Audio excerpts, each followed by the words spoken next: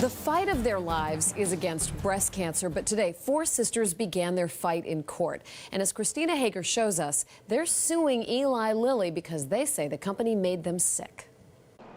Leaving federal court after the first day of arguments, 4 sisters who all have breast cancer.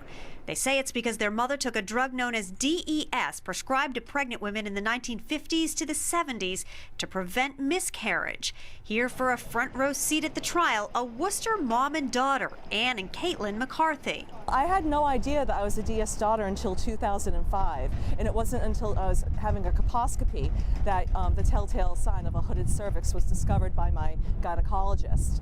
A look into their family history revealed when Ann was pregnant with Caitlin in the early 70s, she took a prenatal vitamin. She didn't even realize it contained DES.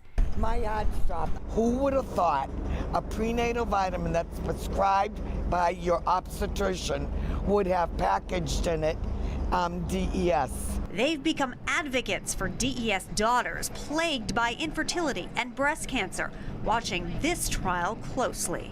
In opening arguments here, Eli Lilly's attorney said DES does not cause breast cancer, that in fact it's a genetic disease. But the first witness on the stand, a doctor, said there's no bigger environmental risk factor.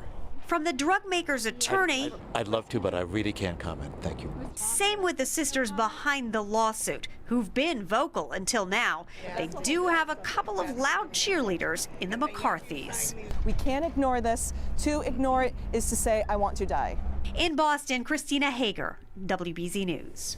The sisters' case is the first of 51 lawsuits filed in Boston federal court against Eli Lilly and more than a dozen other drug companies that manufactured DES.